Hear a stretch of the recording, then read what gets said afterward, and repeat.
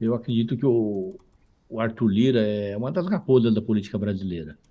Você sabe, Josias, aqui mesmo, eu em diversos momentos já manifestei, por exemplo, contra esse orçamento que era secreto, não sei se continua sendo, mas sendo ou não secreto, eu sou contra.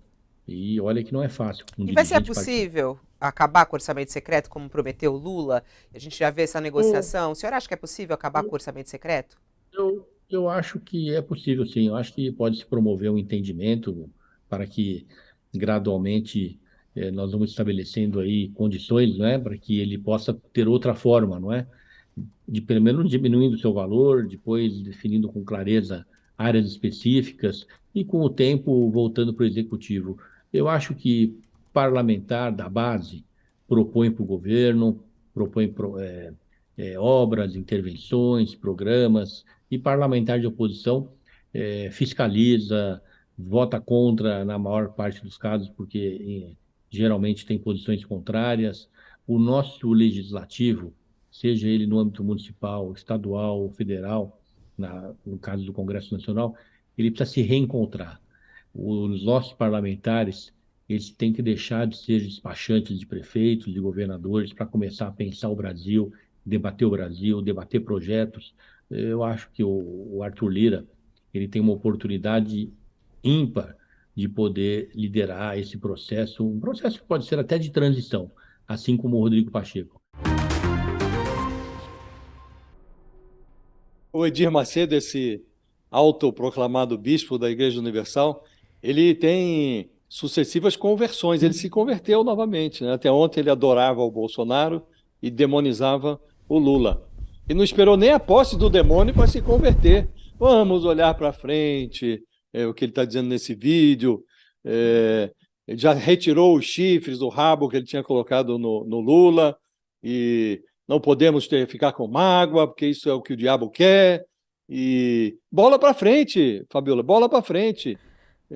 O Edir Macedo, ele controla um conglomerado que inclui uma multinacional da fé, com templos em vários países, tem uma rede de comunicação poderosa e um partido político, é o Republicano. O nome é muito curioso, Republicano.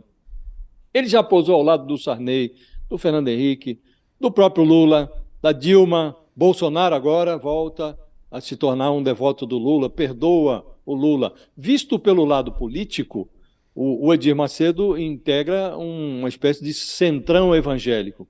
Observado pelo ângulo financeiro, ele administra um negócio religioso. E como todo homem de negócios, o diâmetro do bolso costuma ser maior do que o do coração. Então é difícil saber o que é mais deprimente, Fabíola, se é assistir à nova adesão do Edir Macedo ao Lula, esse ex-abortista satânico que agora foi perdoado, ou testemunhar o bispo saltando do naufrágio do Bolsonaro, fazendo uma pose de navio que abandona os ratos.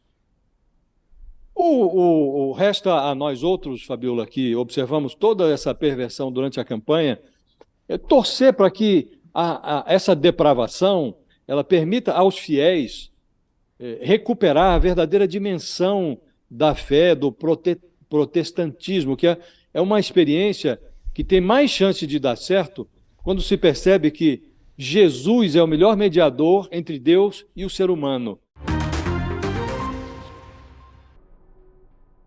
O nosso senador eleito, agora nosso colega, Hamilton Mourão, que foi eleito agora com a maioria grande lá no Rio Grande do Sul, está convidado a dar suas sugestões.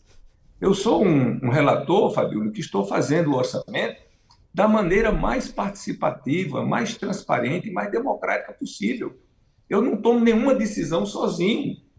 Tudo eu estou ouvindo as pessoas. Ele tem solução melhor do que essa? Ele apresente. Qual é o que vai ser o valor? Nós já tomamos, na primeira reunião que nós tivemos ontem, nós tomamos uma decisão. A decisão é de que nós vamos fazer uma PEC para excepcionalizar do teto essas despesas. Que despesas são essas? Como eu disse, a minha postura é conservadora.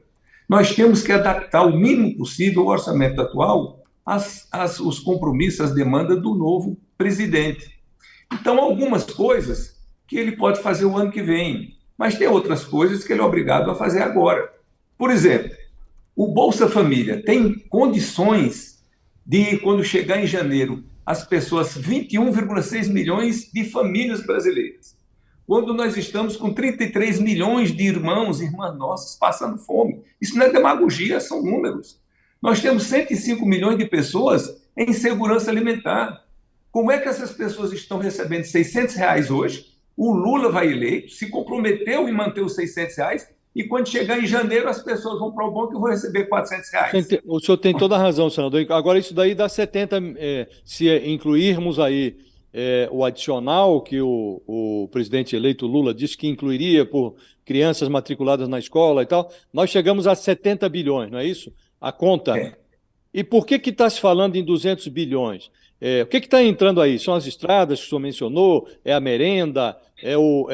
A fiscalização ambiental? É a farmácia popular? Essas coisas todas somadas podem chegar a 200 bilhões, é isso? O Alckmin Olha, falou ontem de obras públicas que não podem ser interrompidas. Tem algum estudo de número os valores dessas obras? Quantas obras que estão em andamento que não podem ser interrompidas? Você tem que furar o teto para que elas continuem?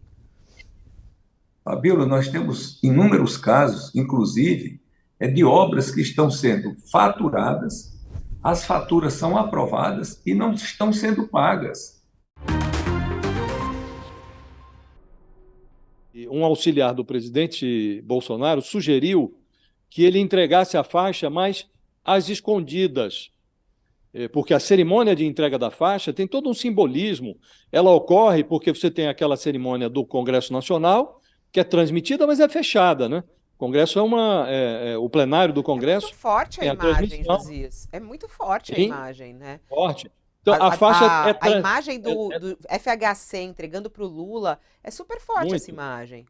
É forte. E tem toda uma mística, porque ela ocorre no parlatório do Palácio do Planalto, defronte da Praça dos Três Poderes, diante da multidão. A plateia que comparece. Então, é uma deferência que você faz ao público, né, que comparece para prestigiar a posse. E foi muito bonita a transição do Fernando Henrique para o Lula.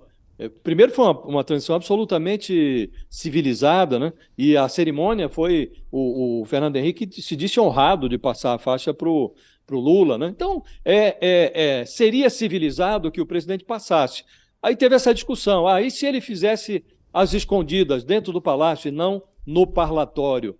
Eu não creio que o Lula aceitasse uma coisa como essa, porque ou você faz ou não faz. Se não quer fazer, dane-se, né? E o PT já chegou a discutir também a hipótese de compor uma comissão representativa da sociedade brasileira para substituir essa cerimônia. Em vez de ser o presidente passando a faixa, alguém do povo passaria a faixa para o Lula. Então, acho que é uma simbologia, Fabíola, mas Sim. a essa altura, acho que se o Bolsonaro não passar, não faz a menor diferença, porque ele não honrou a faixa de toda maneira, né? Qual